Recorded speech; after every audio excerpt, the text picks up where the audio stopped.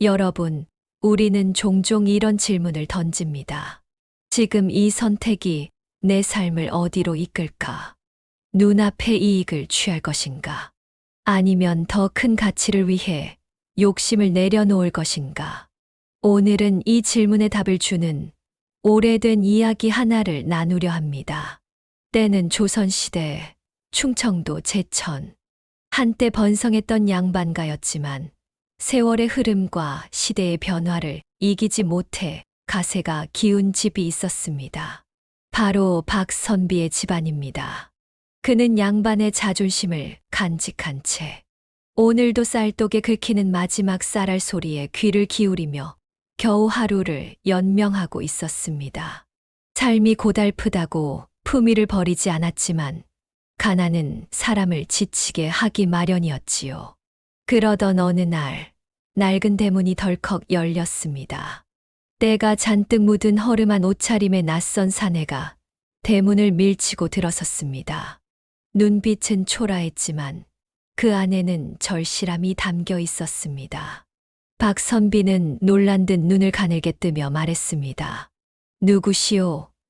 허락 없이 남의 집 대문을 넘다니 무슨 일이오? 사내는 마당 한가운데 엎드려 절을 하며 간곡히 말했습니다. 소인은 전라도 해남 사람 돌쇠라 합니다. 조상님들의 은혜에 보답하고자 먼 길을 왔습니다. 전라도 해남이라니 멀디 먼 곳. 그것도 겨울바람이 매서운 이 시기에 박선비는 묘한 예감에 사내를 마루로 불러 올렸습니다. 맑은 우물물을 들이켜며 돌쇠는 조심스레 입을 열었습니다. 저희 할아버지는 본래 이 집안의 하인이셨습니다. 그러나 주인 어르신께서 어렸을 적부터 저희 할아버지를 살펴보시다가 이렇게 말씀하셨다고 합니다. 평생을 남의 집 하인으로 살기는 아까운 인물이니 너의 길을 찾아 떠나라. 그 말에 박선비는 잠시 고개를 끄덕였습니다. 예전 선조들의 인품을 자랑스럽게 여기는 듯했습니다. 돌쇠는 이어 말을 이었습니다. 제 할아버지는 그 후 해남으로 내려가 정착해 고생 끝에 작은 부자가 되었고 그 후손인 저희 가족도 대를 이어 번창하게 되었습니다. 하지만 얼마 전 아버지께서 병상에 누우시며 이런 말씀을 하셨습니다. 박선비는 손에 쥔 찻잔을 내려놓으며 물었습니다. 무슨 말씀이셨소? 돌쇠는 고개를 숙이며 조심스럽게 답했습니다. 옛 노비 문서가 아직도 남아있어. 새로 태어날 손주에게까지 부끄러운 굴레를 남길 수는 없다고 하셨습니다. 그리하여 삼천냥을 마련했으니 부디 노비 문서를 폐기해달라고. 박선비는 그 순간 자신도 모르게 귀를 쫑긋 세웠습니다. 삼천냥. 지금 집안 사정을 단숨에 일으킬 수 있을 정도의 거금이었습니다. 삼천냥. 그 말은 박선비 집안의 공기를 단숨에 바꿔놓았습니다. 곁에서 듣던 세 아들 모두 눈빛이 번뜩였습니다. 아버지, 제가 다녀오겠습니다. 첫째가 제일 먼저 나섰습니다. 아닙니다. 제가 다녀오겠습니다. 둘째도 지지 않고 손을 들었습니다. 삼천냥이 주는 유혹은 컸습니다. 형들은 마음속으로 이미 삼천냥을 어떻게 쓸지, 어떻게 다시 집안을 일으킬지 계산하고 있었습니다. 하지만 박선비는 잠시 침묵하다가 조용히 말했습니다. 막내, 내가 다녀오너라. 순간 형들의 얼굴이 일그러졌습니다. 막내는 아직 세상 물정을 잘 모르는 철부지였습니다. 힘든 여정을 견딜 체력도 돈을 다루는 경험도 부족했습니다. 아버지, 이 일은 소중한 거래입니다. 막내는 아직 어립니다. 실수라도 하면 어쩌시려고요. 첫째와 둘째가 한 목소리로 반대했지만 박선비는 단호했습니다. 이 일은 계산이 빠른 자가 가서는 안 된다. 순수한 마음을 가진 자가 가야 한다. 형들은 더 이상 말하지 못했습니다. 어릴 적부터 박선비의 결정은 언제나 무거운 의미를 담고 있었습니다. 그리하여 막내는 노비 문서를 품에 안고 돌쇠와 함께 해남으로 향했습니다. 머리에 얼음이 내려앉는 혹독한 겨울바람을 뚫고 수백 리 길을 걸어야 했습니다. 길 위에서 막내는 수없이 생각했습니다. 내가 잘할 수 있을까? 과연 아버지의 기대를 저버리지 않을 수 있을까? 도착한 해남 관청에서 모든 절차를 마치고 막내는 노비 문서를 찢어 관가에 신고했습니다. 그 순간 돌쇠는 눈시울을 붉히며 삼천냥이 든 보따리와 집안에서 가장 실한 황소 한 마리를 선물했습니다. 이 황소는 먼 길 돌아가시는데 힘이 되어드리길 바랍니다. 막내는 깊이 감사 인사를 올리고 삼천냥과 황소를 이끌고 다시 먼 길에 올랐습니다. 세찬 겨울바람이 온몸을 때렸지만 막내의 발걸음은 가벼웠습니다. 이제 집으로 돌아가면 우리 가족에게 다시 희망이 생기겠지. 하지만 그 희망은 금강가에 다다랐을 때 예상치 못한 방향으로 흔들리기 시작합니다. 해가 서산 너머로 기울 무렵 금강이 눈앞에 펼쳐졌습니다. 맑은 겨울 강물 위로 차디찬 바람이 불어와 막내의 볼을 스쳤습니다. 그때였습니다. 어디선가 울부짖는 듯한 소리가 들려왔습니다. 막내는 발걸음을 멈추고 귀를 기울였습니다. 제발 이러지 마세요. 차라리 여기서 끝내는 게 낫습니다. 급히 소리가 들려오는 쪽으로 발을 돌린 막내는 강변의 모래밭 위에 주저앉은 세 사람을 보게 되었습니다. 초췌한 옷차림의 젊은 남자, 그의 어머니로 보이는 중년의 부인, 그리고 흐느끼는 젊은 아내. 젊은 남자는 옷소매를 찢으며 강물로 뛰어들려 하고 있었습니다.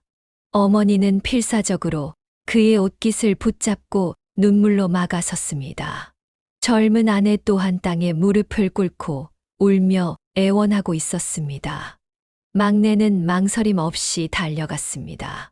이보시오. 대체 무슨 일이오? 세 사람은 낯선 막내를 보고 놀란 듯 했지만 곧 절망에 가득 찬 눈빛으로 대답했습니다. 젊은 남자가 입을 열었습니다. 저는 가명에서 빌린 삼천냥을 갚지 못했습니다. 약속한 기한을 넘기면 사지가 찢기는 형벌을 받게 되어 있습니다. 어머니는 아들의 손을 꼭 잡고 흐느꼈습니다.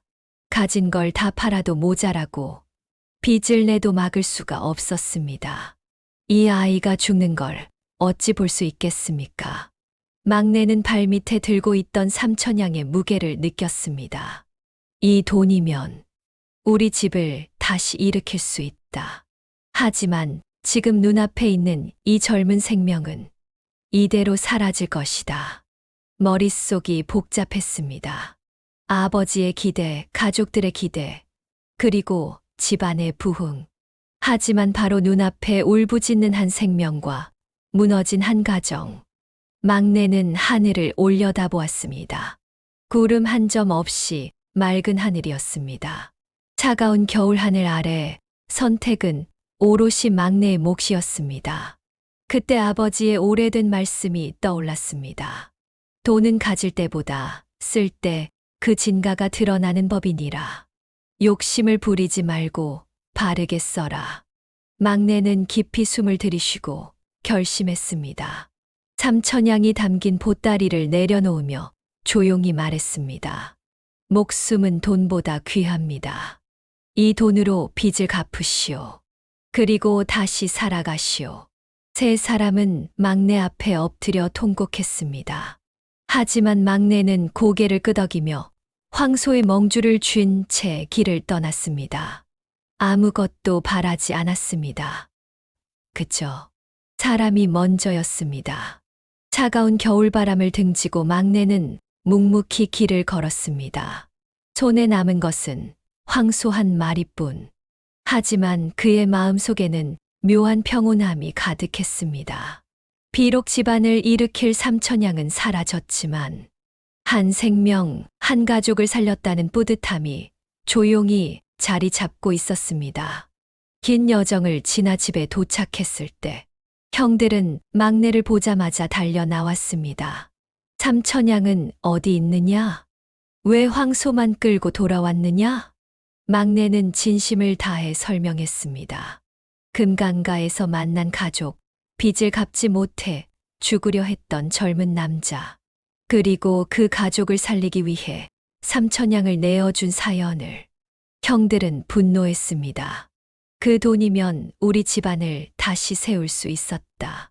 너는 우리 모두를 배신한 거야. 첫째 형은 분을 참지 못하고 고함을 질렀고, 둘째 형은 얼굴을 붉히며 손을 부르르 떨었습니다. 막내는 고개를 숙였습니다. 말로는 설명할 수 없는 감정이 그의 가슴을 짓눌렀습니다. 내가 잘못한 걸까? 아버지의 기대를 저버린 걸까? 그때 조용히 지켜보던 박선비가 입을 열었습니다. 아무도 이 아이를 탓하지 마라. 형들의 분노가 멈추고 방 안은 숨소리조차 들리지 않을 만큼 고요해졌습니다.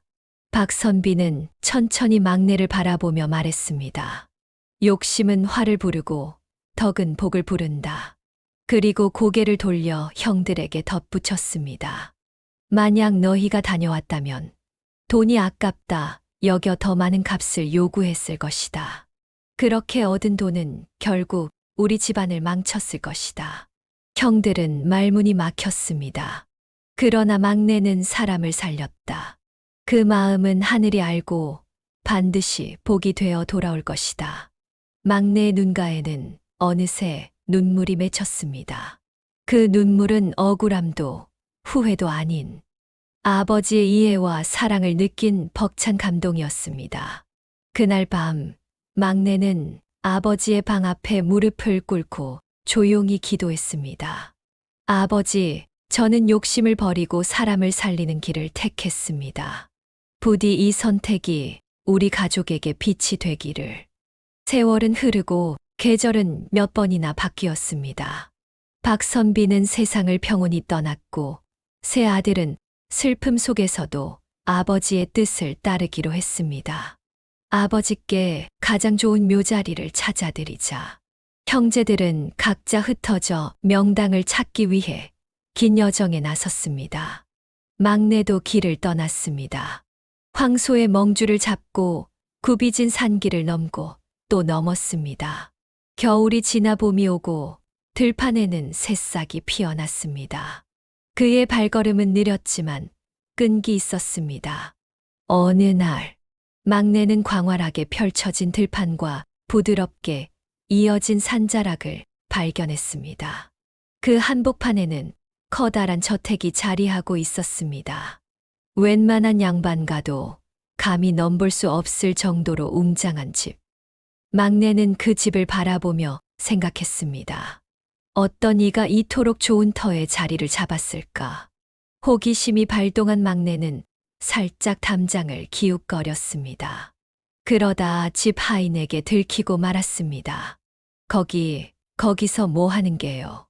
막내는 어쩔 줄 몰라 우물쭈물했습니다. 하인은 그를 수상히 여겨 집주인에게 데려갔습니다. 집주인은 상복을 입은 막내를 한참 동안 바라보았습니다. 그때 안채에서 부인이 급히 뛰어나왔습니다. 여보, 저분을 기억 못하겠습니까? 금강용소 앞에서 우리 가족을 구해주신 분입니다. 순간 집주인의 눈이 커졌습니다. 그는 한 걸음에 막내에게 다가와 두 손을 꼭 잡았습니다. 세월이 이렇게 흘렀어도 그 은혜를 우리는 한 번도 잊은 적이 없습니다. 막내는 멍하니 그들을 바라보았습니다. 어렴풋이 떠오르는 기억.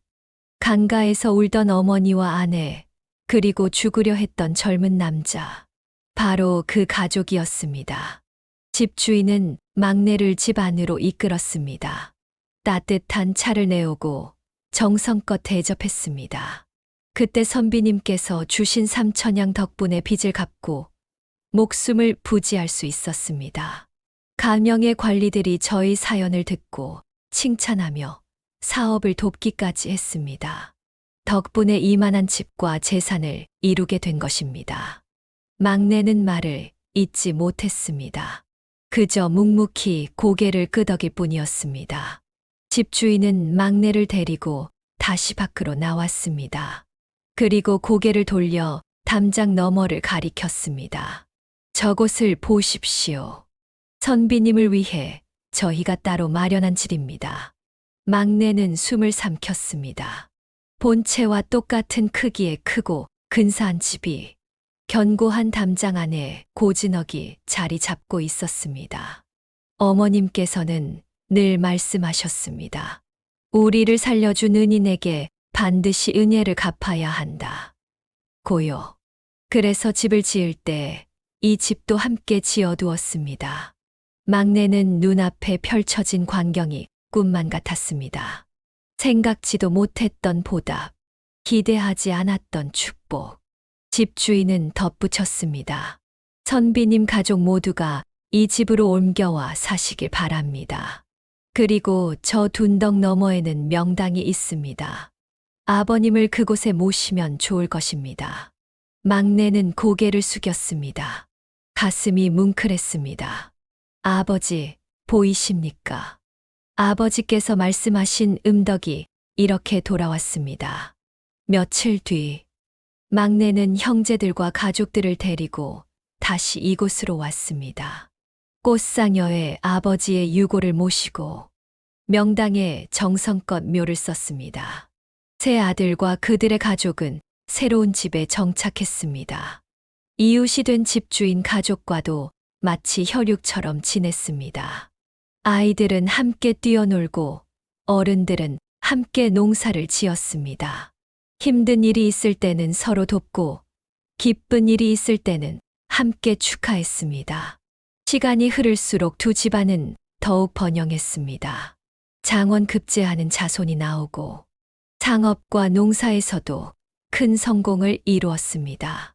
그들의 명성은 멀리까지 퍼져 제천 박씨 집안과 해남 조씨 집안은 진정한 형제와 같다는 칭송을 받게 되었습니다. 막내는 밤하늘의 별을 바라보며 조용히 생각했습니다. 그날 삼천양을 포기하고 생명을 살린 선택이 우리 모두의 삶을 이렇게 아름답게 바꿔놓았다. 시간이 흐르고 막내는 조용히 아버지의 묘소를 찾았습니다. 바람에 실려오는 풀냄새, 멀리서 들려오는 아이들의 웃음소리, 모든 것이 평화롭고 따뜻했습니다. 막내는 무릎을 꿇고 조용히 아버지에게 인사를 올렸습니다. 아버지, 제가 어렸을 때는 몰랐습니다. 왜 아버지께서 항상 덕을 쌓으라고 말씀하셨는지. 하지만 이제야 깨달았습니다.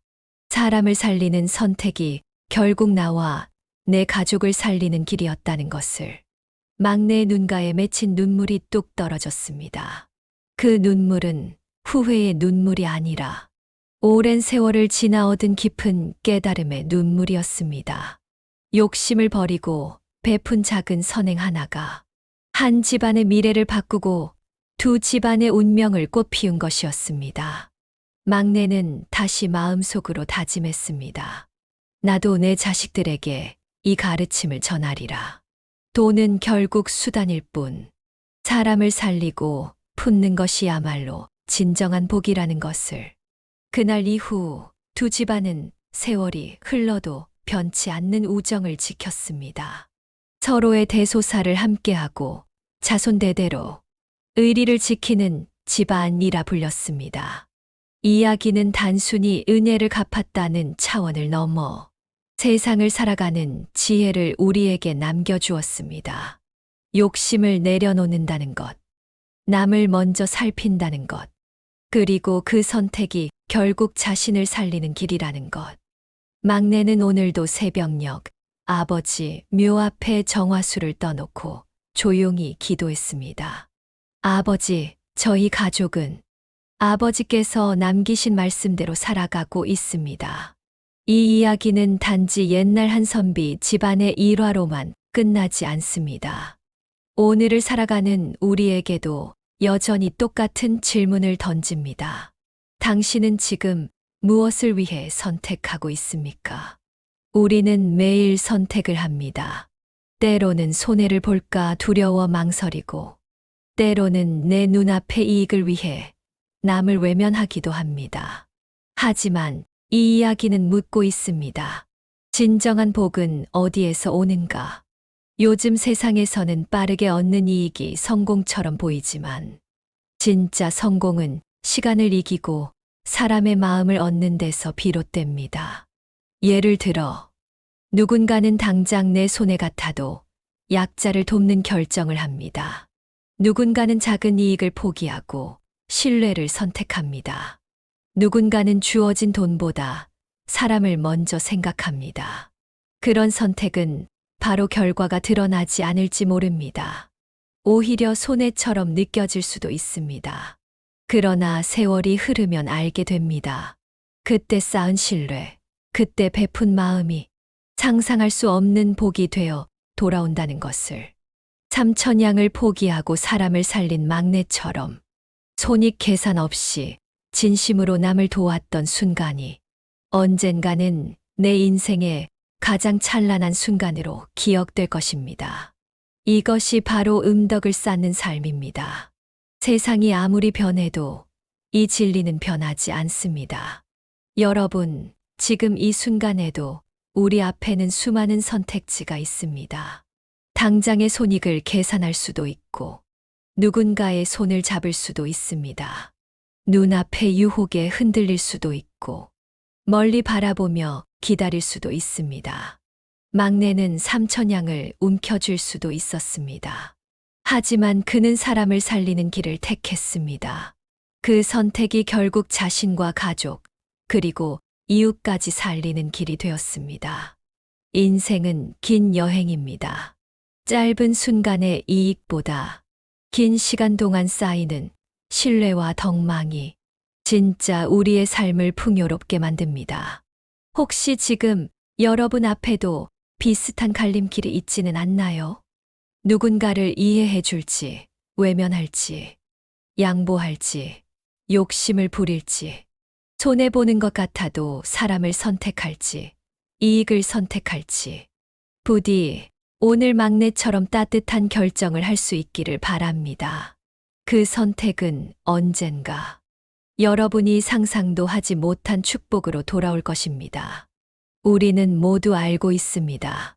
진심은 늦더라도 반드시 도착한다는 것을.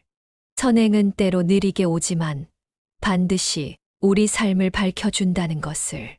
여러분의 오늘의 작은 선택이 누군가의 생명을 살리고 자신의 미래를 아름답게 꽃피우는 씨앗이 되기를 진심으로 응원합니다.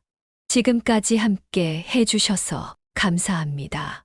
오늘 이야기가 여러분 마음에 따뜻한 울림이 되었기를 바랍니다.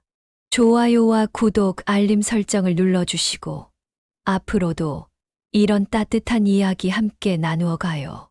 늘 여러분 편에서 진심을 전하는 채널이 되겠습니다. 감사합니다.